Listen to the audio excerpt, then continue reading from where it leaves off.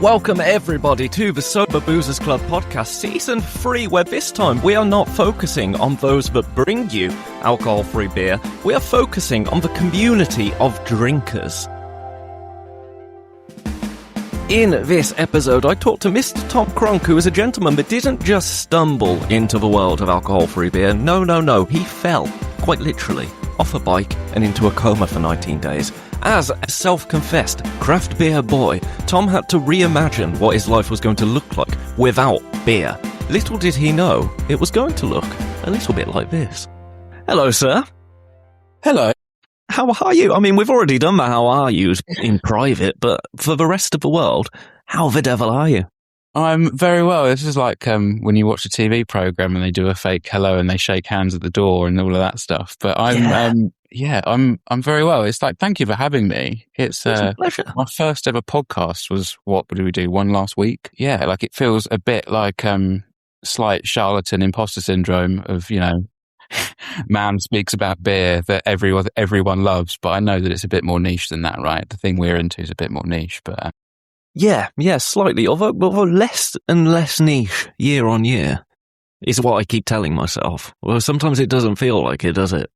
Yeah, I think I said this the other day, and I said it again for those who didn't get the pre-record, to a man called Martin Dixon, who I'm sure everyone listening to will know, Alcohol Free World. I said how kind of the club is growing, but it still feels like the magic period of like when you're into the cool band, or at least you think the band's cool, and you kind of got this kind of posse with you. And it's also friendly and genuinely welcoming because of the situation that it's kind of operating in, kind of people dealing with kind of health issues or alcoholism or whatever it is. And we'll get on to how I came at it, I'm sure. But in a kind of the world of the internet being just an absolute cesspit for 99% of the time, yeah, I have to kind of remind myself to be nice and not be too cynical in that group that we have, because it's quite easy to kind of make it bad for some reason. It's like, oh, why can not? It's almost like things can be good, and that is it. Right? I think there's an overwhelming sense of pessimism to just existing, though, isn't there? So it's like, oh yeah, this is brilliant, but when's it going to kill someone? Oh, this is brilliant, but when's someone going to get arrested for drink driving because it's going to continue to ferment in the can? Well, this is brilliant, but when are the macros going to take over and we're not going to get any more alcohol-free craft beer? It's that constant voice in your head that's just like, yeah, but things are shit. Things are shit, really, aren't they? I think it's very hard to battle against that just in everyday life, isn't it? You've put that perfectly, well summated. Yeah, it's like, what's the word that if I could try and be fancy, highfalutin, it's like ennui, right? It's like we kind of fade to nothing in the end. And it's like, we don't always have to be so nihilistic. You can have a beer and go, that was brilliant. And it's not, that was brilliant because, right? It's just good. End of, what's that? It's like good, full stop, no more. Yeah, the end. The end. I love that we're 3 minutes in, if that, and already we're talking about the future that may not exist for us. We're already thinking about not existing and death and all of those wonderful things. I can't quite help myself. Like, that is the way I'm genuinely a happy-go-lucky, optimistic guy. Honestly, I'm not some kind of hardcore nihilist, satanist, awful thing. But it's, and we will kind of get to it. I keep skirting around it, and we'll dive in, I'm sure. But like, it's not that I live my life kind of every day with the spectre of death over me. I'm just very aware of it, and I'm trying in a way that's not high performance to just be like, enjoy the little things. And guess what? Alcohol-free beer, the reason why I'm talking to you now, is kind of my little thing. So other people find other outlets. This is just the one I kind of dove into. Well, it's a little thing, but also it's kind of a huge thing for beer lovers that no longer dabble, shall we say, which we will get onto. But first, I want to kind of ask about your introduction into the world of beer, because you were a craft beer fan through and through. Am I right? I was a little craft beer boy. I think probably kind of late teens, early 2020s was kind of the peak of it. So I'm 33 years old right now, which I kind of always forget because in my head I'm still kind of 24, but that is the age I am. So I'd say for 10 years, I've been drinking what we loosely call craft beer, right? And everyone starts at the kind of supermarket end and the brew dogs and stuff, and then working my way through. And before you know it, I'm signed up to multiple subscription boxes, spending 60 quid a month on Fuzz Club, which I still really like. They're a great outlet, but they don't have much AF, like enough fresh AF. That's why we go to the sloth. So for 10 years, I kind of worked my way through that kind of scene. And along with it was kind of a group of my mates, and we would go to Manchester for a weekend away, and we'd just go around all the breweries drinking, right? And I feel like at this point, I want to put a pin in it and say, because you raised something the other day that really stuck with me about this idea of falsely, I don't want to put words in your mouth here, but kind of going, that might be problematic. A little red flag, right? I don't believe any of my friends have a problem with alcohol. I think they like their booze, as is their right. And I think the same was true for me. But hindsight is a wonderful thing. And when you look back on it, it's very difficult to unpick because it was all normalized at the time. And I'm very grateful that I didn't go down the path of like having a problem with alcohol to the point where it kind of inhibited my life in dramatic ways, right? Mm-hmm. Mm-hmm. But welcome to Mr. Tangent here, who's going to go off in a million different directions. But as I raise it, I do have to say it. So I've been with my girlfriend for over 10 years now. So she's seen me go from little craft beer boy the whole way through, accident, put a pin in that, we'll come to that in a minute. And then she's seen me come out the other side. And she's undoubtedly clear on I was going to say she likes me more. You can keep that in. She doesn't love me any more or any less. I hope it kind of grows right with time. But there is a difference in my personality and the fact I'm more present now. I'm tired for other reasons and other things are going on. But being around someone who isn't constantly chasing 6, dippers a night, not that I was drinking 6 dippers a night, Christ, but like on a Saturday night, once a fortnight, I might go out and have a bit of, I guess it would be called binge drinking, but I would never call it that at the time. So you end up in this situation where, to go back to those trips of around Manchester or just any weekend, we go down to Beak, it's near me. We've even been down to we've been up to Cloudwater, down to Verdant, all over the country. And that then kind of silently became the thing we do. Some mates go and watch football, others go and play sports. Our thing was play cards, drink lovely beer. And not for 1 second do I regret any of that, because it built my palate, it built, my friendships. We had a lovely time playing cards and just shooting the shit. Also, booze is kind of lovely. Let's not pretend it's not. Absolutely. I feel like, I said this, I do feel like a bit of a charlatan in the kind of the AF space, because I will have a sip of someone's dipper to try it because I'm interested in it. But kind of my base level is hardcore moderation, I guess you'd call it. It's not sobriety, but it's somewhere, it has to exist above sobriety because I'm not sober. But I really am here for all of the boozeless beers. That's kind of I would challenge that, not being sober, because if you haven't been intoxicated, I think you're okay to have a sip of something if you don't have the disease of alcoholism. For me, it's like cannabis use. People will smoke cannabis, and some people say, well, you're not sober then. And it's like, no, because if you didn't have a problem with cannabis, you had a problem with booze.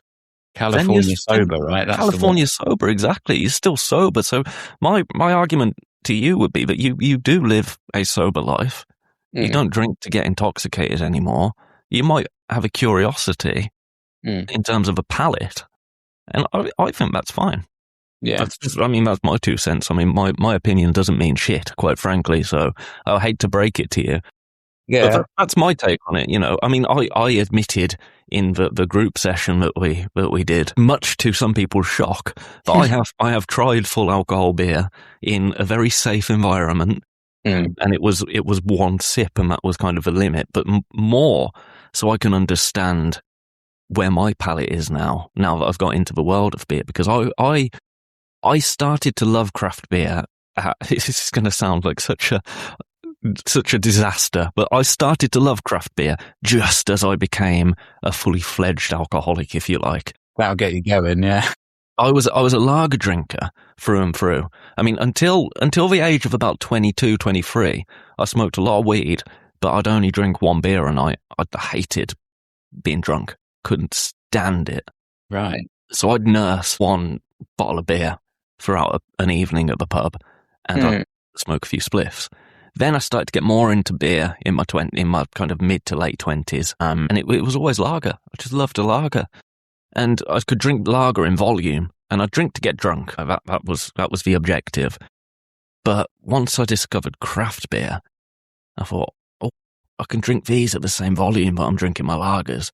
And things just went to shit then. So that was my first introduction to craft beer, unfortunately, was just, these can get me where I want to go a lot quicker. I didn't really pay much attention to the taste of things, which is, how I became such a problematic drinker. But, we mentioned you look back with rose-tinted glasses, but then you read between the lines and you think, were we problem drinking? I do that with some of my friends historically, and I think they could have been problem drinkers.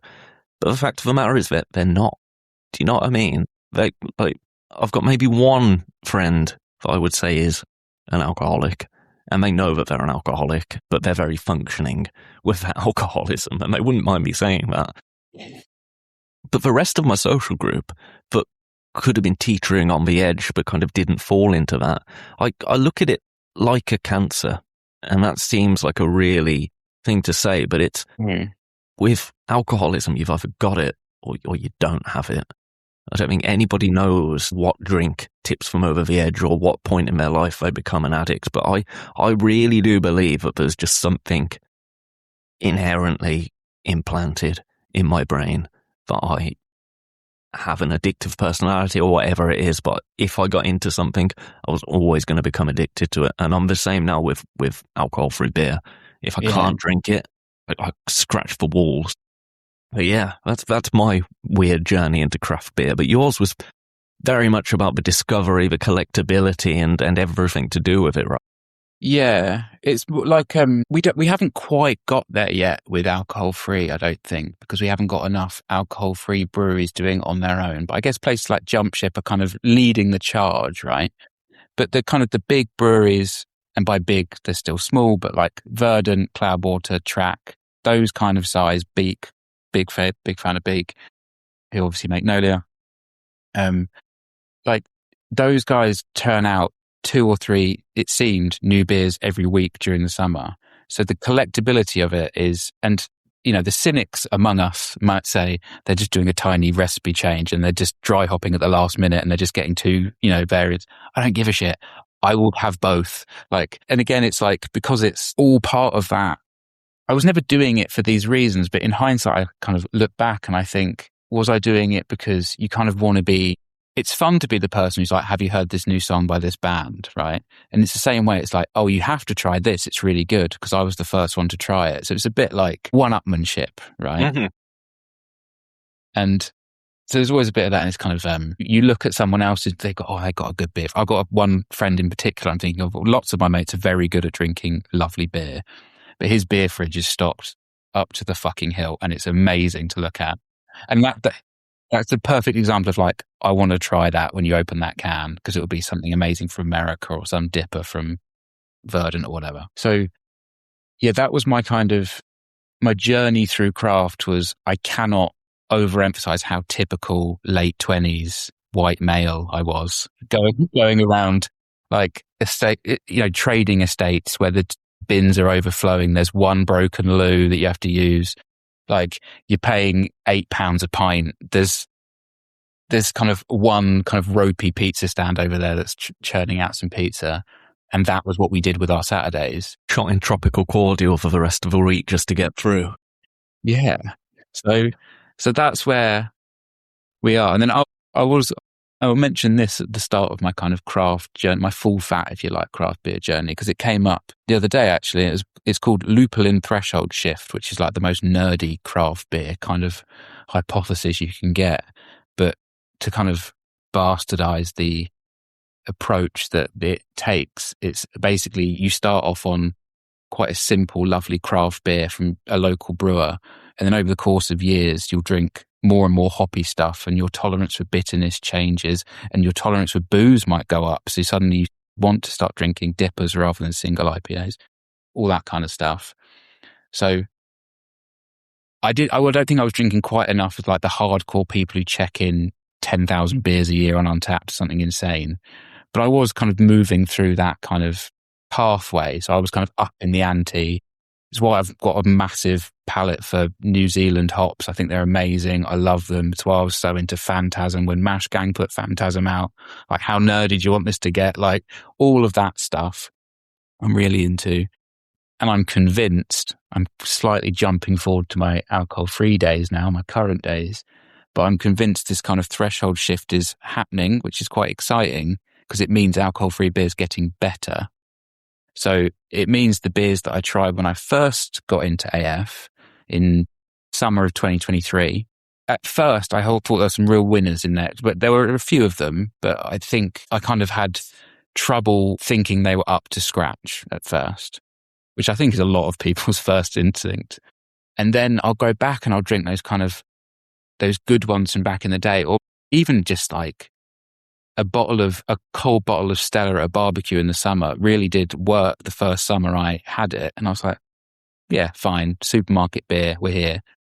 And now I'm just like, but I've actually got these incredibly nuanced different lagers I like and pilsners from We Can Be Friends. So actually I'm just a massive snob, right? As I think a lot of us are, whether we admit it or not. We kind of like, when someone says, I found this new lager and I love it, the inward in me, I go, it's not as good as my one I had the other day though. So, and it's obviously, I'm guilty of that. I see it on people's, whenever I get tagged in a video or whenever somebody comments and it's like, oh, have you tried the Days Lager? Brilliant. Days Lager, great. Supermarket Lager, oh, brilliant. And in my head, I'm like, right, you've got to be the guy now to be like, awesome, you go try those alcohol-free beers. I support your journey. But in my head, I'm like, if you ever fucking talk to me about Days Lager again. I mean, obviously not that violently, but no, I do find that I have to check in that kind of snobbery level in myself. It's like when people complain about the cost of it and how much alcohol-free beer costs, a risk of sounding incredibly white middle class. The cost of it has never even crossed my mind because it's like, well, how much do you pay for a craft beer? I don't know. A craft beer is worth whatever a fucking can says it's worth. And I take the same approach with alcohol-free. It's just, that's the price of it. Why not? I've never questioned it. I've never wanted to buy cheap alcohol-free beer. I wanted to buy cheap beer with alcohol, but I've never wanted to buy cheap alcohol-free beer. Yeah, it's like I shop in Aldi every week, right? I'm outing myself here. I shop in Aldi every week, but I will not scrimp on my beer. So that's a decision I've made, right? And other people they'll go out and get the best car they can afford, and that's their thing, and they'll put new wheels on it or whatever, right? Like, my thing is this is where I'm channeling my energy, and I will find other areas of my life where I don't need to go to shopping in M&S every week. But, I love a picky bit as much as the next man. But, so yeah, the price has never come into it. And in my day job, I kind of work for what you might call like a high-end hospitality. So it's like a pub, farm shop, places, holiday lets and stuff like that. And so all I'm doing all day when I'm marketing those businesses is showing like the quality is worth it. So I'm justifying it all over the place. And with some people, you just have to justify it by being like, this is for you because, we have the right coffee making machine or whatever, and they just get it. And other people, you have to kind of really over-explain. But what I've found is the kind of the inner sanctum core of the kind of AF scene that you've very much created, particularly with this group we have, is the people who just get it. They're the people who you don't need to over-explain it to.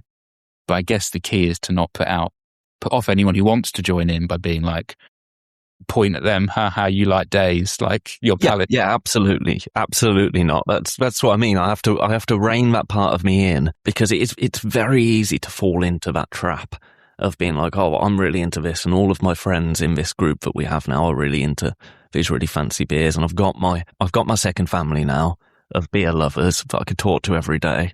And then you see people talking about supermarket beers over the internet and being like, oh yeah, that one's quite good. And I think it's just I want to protect the little sector of beer that I love by being like, no, there's so much more out there. Like, please don't drink that. But then also, if that's people's only way to access it, then that's what they're going to drink. And that's, Completely. I've got when this beer stops, I've got my favourite supermarket beer. I said it last time. It's Australia Dam. Like, there is nothing wrong with it. Go out and buy crates of it. It's brilliant. Well, I buy supermarket beers every day, and it's the collectability. So again, this is not even the collectability. This is the addict in me still. I have my nice beers. Was like, sorry. This was one of my key questions for you. Is what's the volume of beer that you kind of? At what point do you go, that's enough for today? When I go to bed.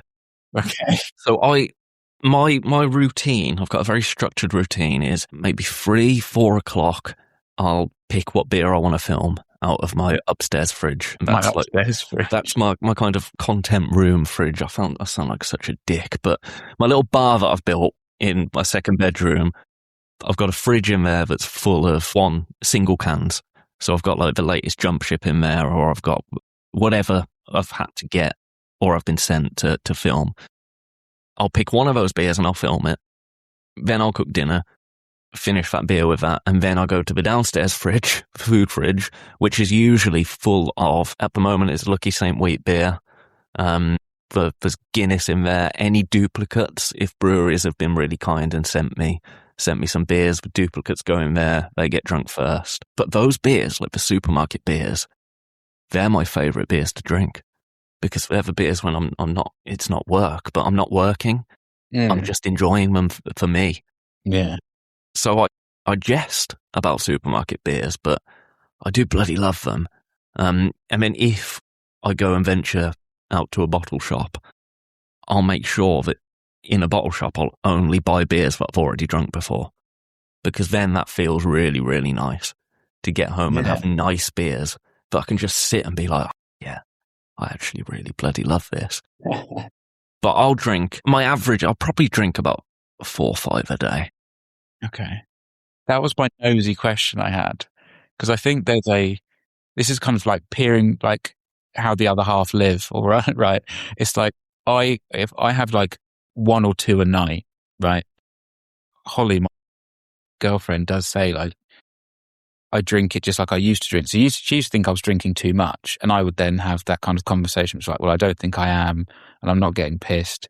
Mm-hmm. But if you drink a 6.5% beer every night for your entire life, it doesn't have to be alcoholism to still have an impact on your internal organs, right? So she thinks I've just kind of like subbed it out for this, which is kind of entirely true. So I just wondered if you were the same, if like you've basically just gone, yeah, I've fully replaced it. It's just now, when it's time for bed, it's time for bed. I'm not gonna just go and get another bottle just for the sake of staying up to drink it, because it's like, well, there's no point in doing that.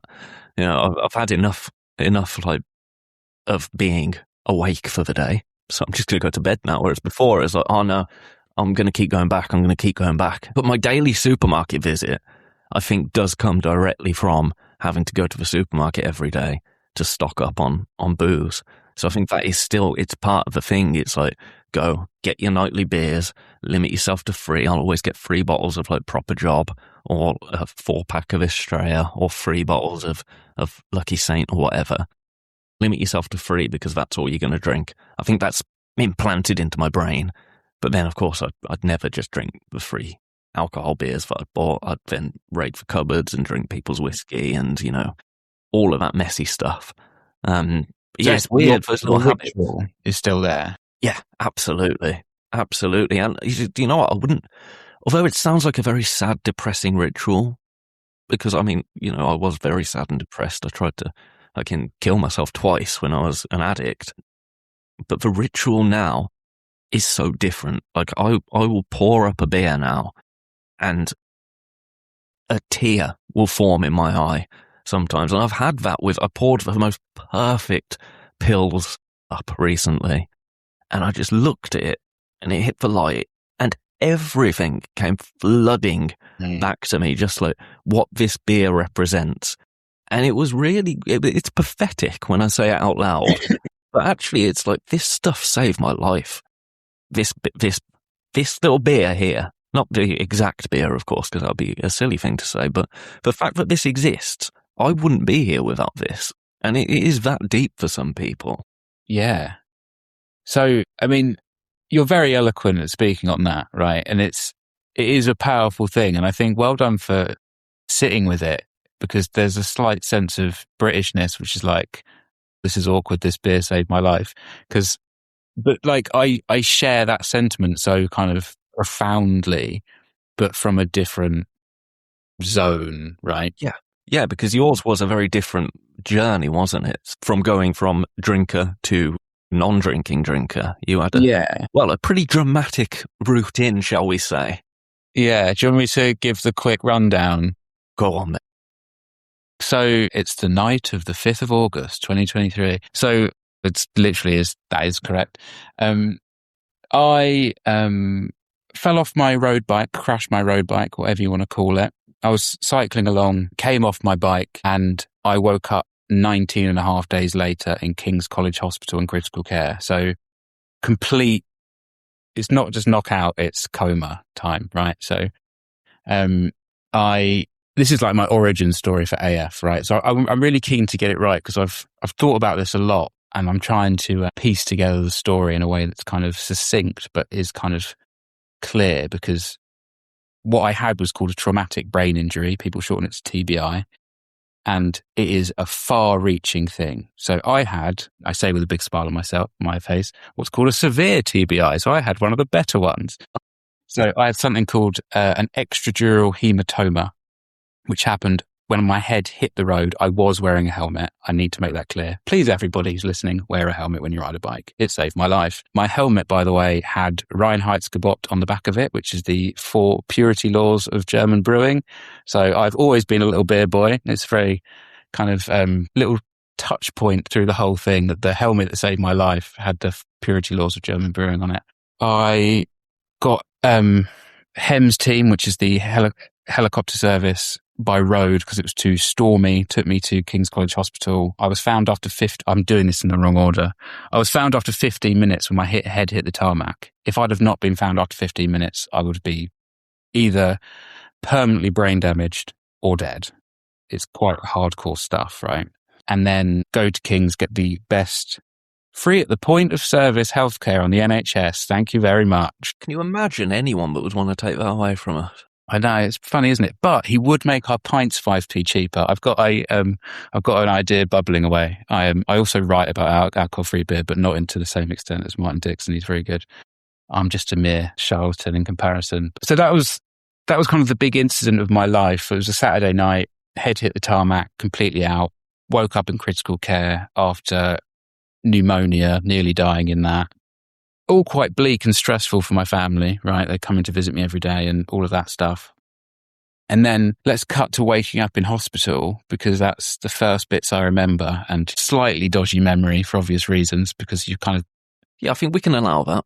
You pumped the absolute gills full of fentanyl, so you're on the most hardcore pain relief you can get, and you kind of not all there, hallucinating and stuff. And you've just been in a coma. And I've just been in a coma, right?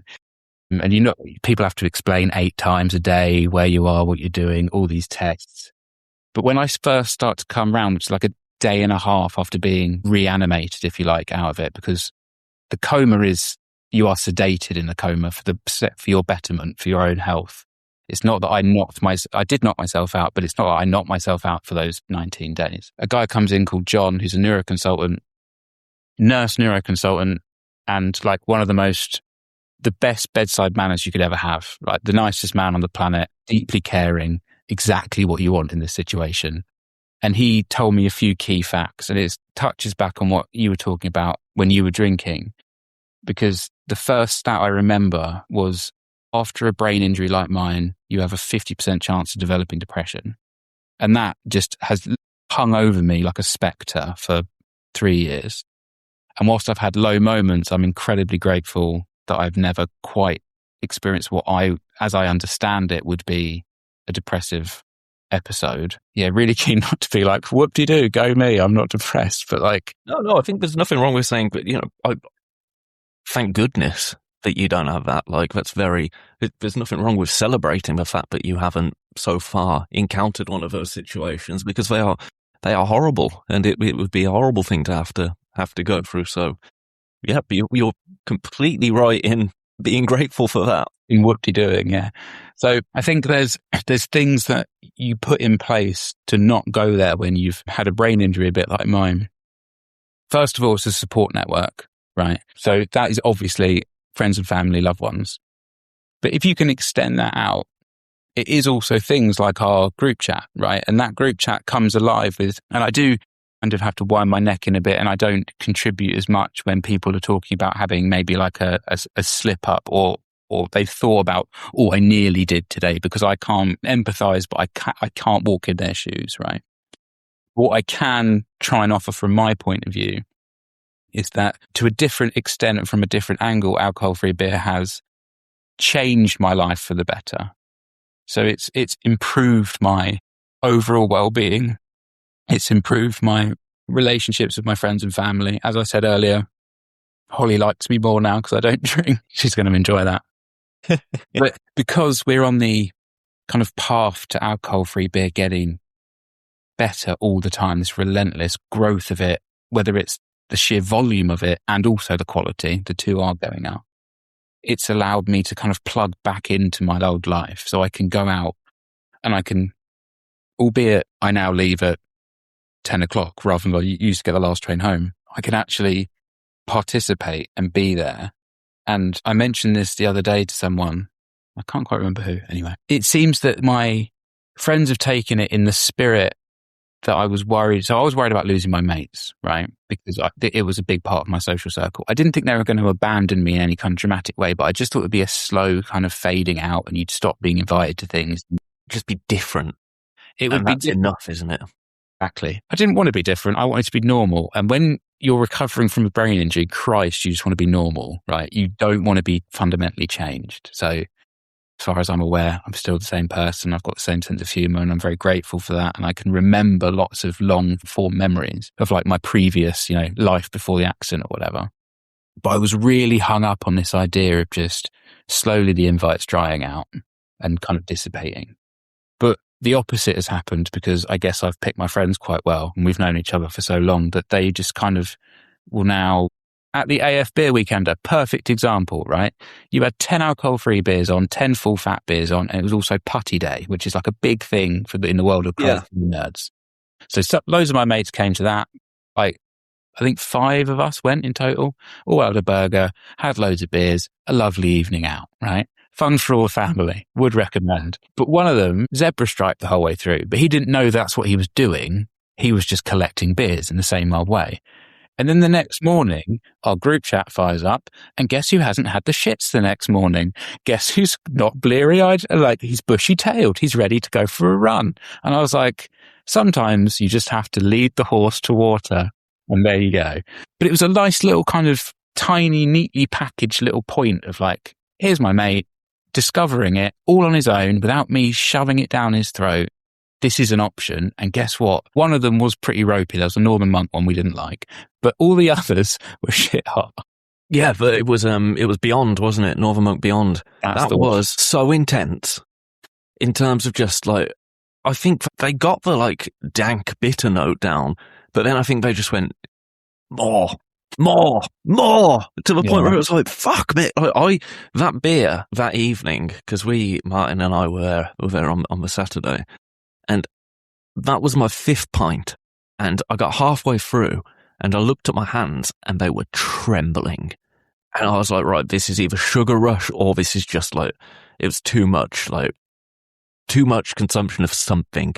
It's like the weird effect that alcohol-free gives you when you've had a certain amount, all of a sudden you do feel a little bit like dehydrated almost. 100%. It's weird, isn't it? That the kind of that phenomenon, the fake buzz that you get from it. I think it's like a learned behavior kind of thing. I think, as ever, it's nuanced and there's many things going on. But I do think if you've been drinking as long as we have before we went for alcohol-free beer, right? So it's like you kind of learned all those behaviors. And we mentioned rituals a minute ago. It's kind of, you're fulfilling all of those things. You're in that setting.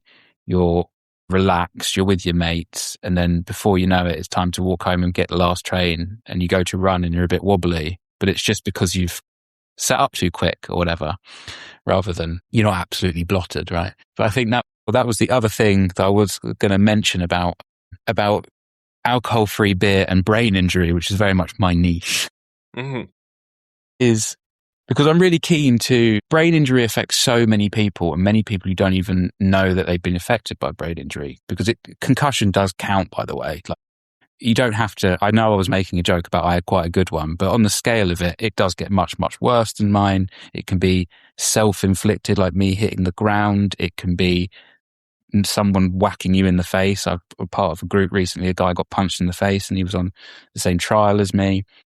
Other people have an aneurysm, which are terrifying, right? Because that's just inside you.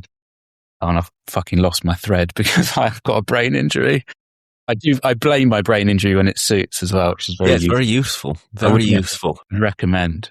On the one hand, don't ever say that I'm forgetful, because I'll find it really offensive. But if I can't remember my thread, I'd just be like, I've had a brain injury. That's your right. You can hold that against us. You can hold that against us all day long, quite frankly. Nobody can question it. Yeah. So we were on alcohol-free beer and the relation to the brain injury. Yeah. During my recovery period, which is frankly a lot longer than I thought it was going to be. Let me move to a slightly different point, and I think I'll try and move on. Here's a good test of can I remember my thread. When I was seeing that guy John in hospital, and he came to my bedside and gave me that stat about depression, he then told me some really practical stuff, which is really important to understand, and they have to kind of get through because they need to tell your parents this, your partner this, or whoever your kind of chaperone is, because you might not remember. And it's stuff like you need to hand your driving license in to the DVLA and you can't drive for a bit until they say you can. Really practical stuff like that, which is kind of tick. You don't want people with brain injuries a week after driving. And then he got to know me as a person. We kind of really got along quite well, and we kind of shared interest in Adam Curtis documentaries, and we got really niche into that, and we kind of nerded out about that for a bit. And then he's like, what's your social life like? Or what do you do for fun? So I explained, and he was like, okay. He paused, and then he explained to me in a very simple but matter-of-fact way that you cannot drink any alcohol for the next 6 months. It's like, no nuance about it. This is where there is no nuance in life. He just said, for your own sake, you cannot do it.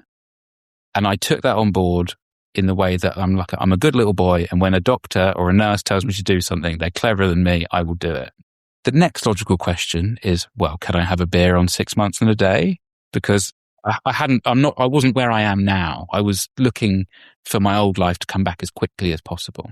And he goes, well, that's the thing. Seizures are a thing. And I'm incredibly grateful that I've not had a seizure. But in the first 6 months, it's when your brain's resetting, you're coming off heavy opioids. If you add alcohol to that mix, even like too much coffee potentially to that mix, you can start to imbalance yourself.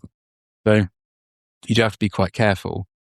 So I come to my kind of wider point here, which is, I said, well, how long is this piece of string, John? Like, when can I have a drink?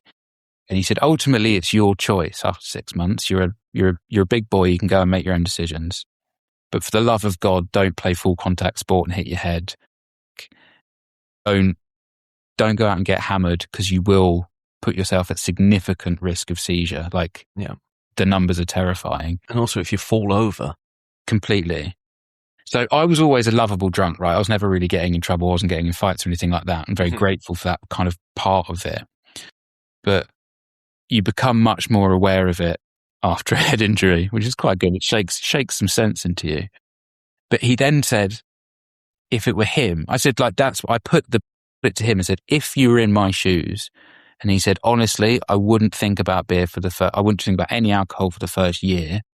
And then I might, on the very occasional social occasions, I might have one beer. I might have a half to start with. And I'd always do it with a friend who can like chaperone me and, do that kind of thing.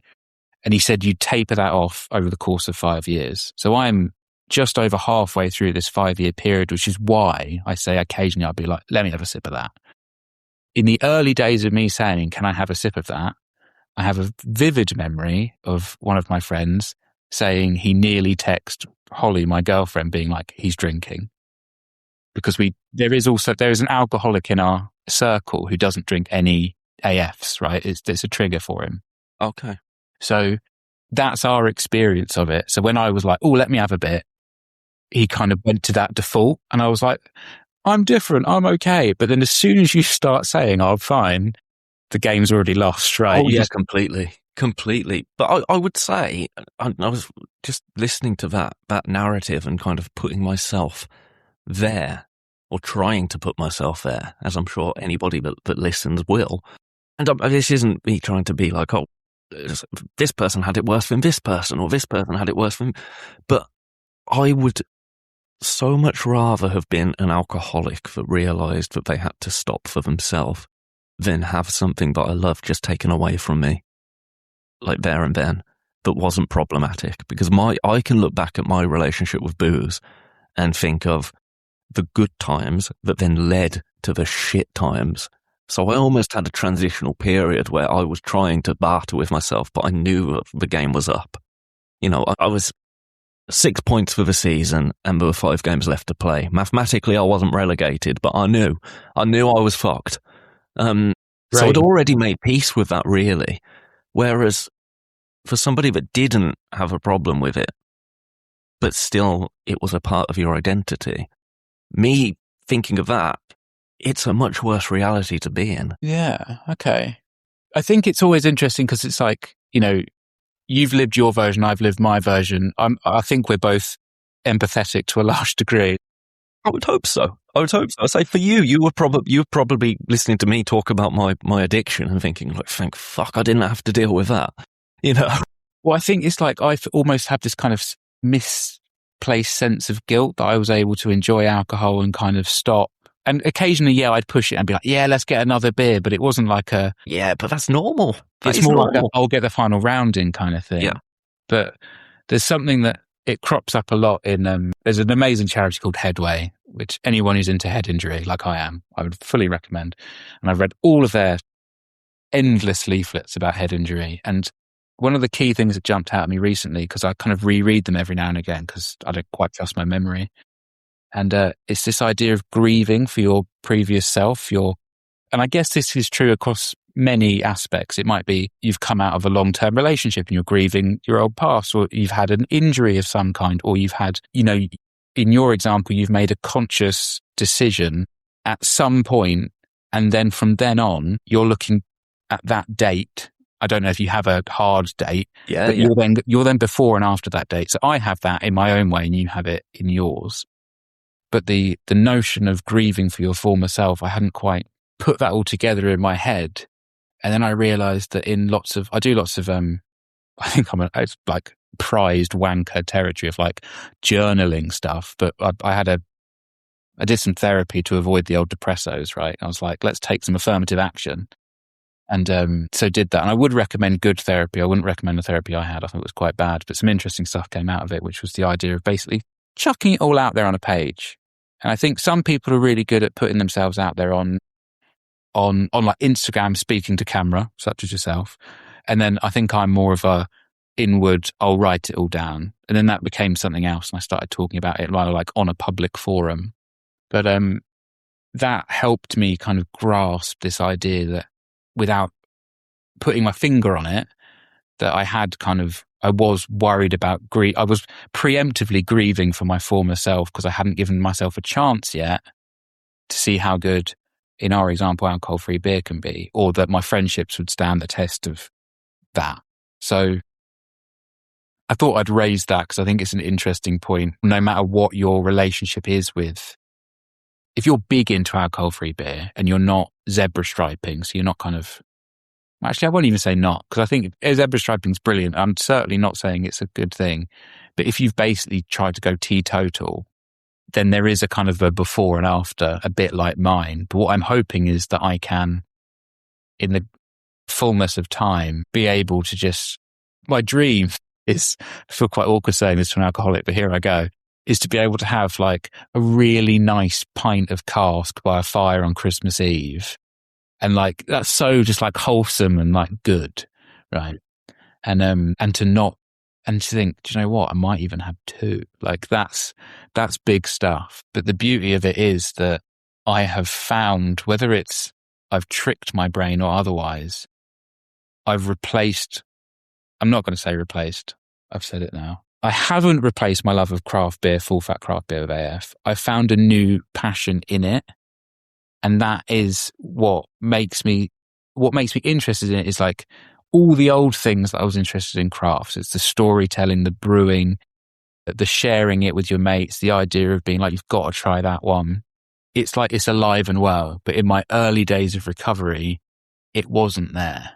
And so I guess to kind of like wrap all of that up in my attempt to pretend like I can follow my own thread, I'm so grateful, if I'm at risk of sounding painfully American, that I'm like, I've ridden the wave of craft beer to get here, because I genuinely don't think it was there yet when I started. There were really good people doing it. I'm sure there'll be someone out there who'll be like, it was actually brilliant in 2023. But the stuff I was drinking and first exposed to, frankly, was so poor as a level that I'm glad I persisted. Yeah, this isn't like a trying my best not to make this like a soliloquy, like a preaching of things, but like I would really encourage anyone to stick with it and to just immerse yourself and nerd out a bit and find your niche. Because you might love a Belgian beer. I don't love Belgian beers. You were speaking about them earlier. Oh, okay. I like full fat Belgian beer because they tasted synthetic banana-y. But I do like an alcohol-free Belgian beer. I do like an alcohol-free Westie, but I didn't like a full-fat Westie. So it's like, you will find your thing. You just have to, it's the whole thing about like when you give an aunt or an uncle their first craft beer and you watch their face and they're just like grapefruit, like, Yeah. You know, when Homer eats a lemon in The Simpsons, Yep. It's like, you see that reaction. But if you persist, you will get there. And New Zealand hops are the way forward. I feel like I remember my first experience of New Zealand hops, or the first time I knew what a New Zealand hop was that I was drinking. And it was actually at Attic. They did a collab beer with, I can't even remember who, it was a long time ago. And it was like, yeah, New Zealand hops. And I was like, oh, so that's what all of those flavours I've been drinking recently are. Because I fell into flavour post sobriety. I started to get really into craft beer and understand what craft beer was and started talking about craft beer in sobriety. I'd never done that before. So if you were to take those 2 versions of yourself, if you like, and compare them, let's say on an average night out, is there that much difference now? Obviously, if we, and I'm not saying, let's forget about your traumatic head injury. I'm not saying that, but if we were to ignore that obvious elephant in the room that is, well, I didn't have a brain injury before and I do now. But if we're talking purely on a beer sense and we ignore the ABV, is there a difference in behavior really? Or would you say that it's more or less the same, it's just got a different shape? Yeah, I think it is different. And it's a slightly kind of awkward topic to broach in some ways, because there are still bits of it that I miss. And like, there are bits, the kind of the classic thing of like, guess what? Talking to people's a bit easier. Yeah. But I think in a reverse way, whacking my head so hard and sadly addressing the elephant in the room has caused me to be a bit more confident in sobriety, if I'm allowed to say sobriety, because I haven't got the choice, right? I haven't got the fallback of, 8 pints of Guinness or whatever. So you kind of take away that option. It isn't there for me at the moment. And I don't think it ever quite will be there for me like it used to be. Like, I don't think I'm going to get back up to the good old days, right? And go back to it like that. So I think on a fundamental level, I'm still the same person. I still tell the same jokes, share the same stories, all of that stuff. The only noticeable physical change is the fact that I do now arrive at 6 p.m. and leave at 10 p.m., whereas I used to arrive at 5 and leave at midnight. And that again does come down to the elephant. I'm a very tired boy. I've got a good reason for it, but Christ, it makes you very sleepy having a bruised brain. But again, that then is to my benefit in the long term, because guess what does also make you sleepy? Booze. And I'm then more fucking dizzy all the time as well. And that's got nothing to do with booze, but like, it sets me up to be the best version I can. And I keep coming back to this point about what Holly said to me, but it really sticks with me. And I love her very much. But when she said, like, she prefers me now, she said it with a smile on her face, knowing that it would get a reaction. But I think it's like it's a vote of confidence, right? In like, you're doing well, you've made the right decisions. And because whilst I'm not quite at the end of that 5-year journey, if we can be as crass as calling brain injury recovery 5 years, because you don't think you ever truly, there's not an end point. You just always have a brain injury. It's kind of that mark that you set in your own head, sort of that existing 5-year kind of bracket that you have created almost, or that you've been given as a basic guideline. Yeah, like they don't set it off, but I'm always going to have the dog bones holding my skull together. Like, they don't set the airport alarm off, right? Which I was quite disappointed on, because I went through head first like that. But so there's kind of physical manifestations. I'm always going to have a dent in my head. Luckily, I've got a full head of hair. You can't see it. I was very nervous about that. But like, it's always going to be there. It's always a reminder. But I think God, it really does. You start to come across like, I start to come across like I'm on some kind of fucking high performance podcast. But it's like, you learn to live with it, and you learn to really enjoy the stuff that brings you genuine joy. And at first I thought I was lying to myself. When you've done as much therapy and life coaching as I've done, a lot of it comes down to what I construed as lying to yourself, which is not conducive to a positive route forward. So I took that and I thought I was lying to myself about alcohol-free beer. And I've either believed that lie and I've fully psyoped myself, or it's actually true. And I'm getting better at going, no, it's actually true. Don't worry. You're not lying to yourself. I think it is that good. Well, look, thank you for being so open as you are famously online, and wonderfully so, about everything that you have had to deal with since having that little whoopsie, shall we say, that little raspberry. It's a pleasure just to talk to you about this, and it's really interesting to talk to somebody that will admit that there is a part of you that misses the full fat scene. Because I think people that say that they don't are, as we've just discussed, I think they're lying to themselves a little bit, because there's a reason that so many people drink booze, because it's a good thing.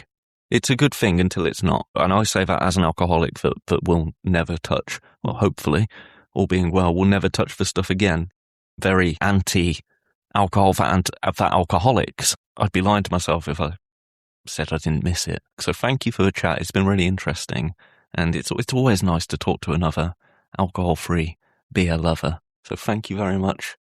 Well, thank you very much for having me on my first solo podcast. Very much appreciated. And thank you, like, I'll say it now as well. Thank you for everything you're doing, right? It's like, let's all kind of bow down to you. Stop you. There's a handful of people. You're operating in a very small niche. You are a big fish in a small pond, and long may it last.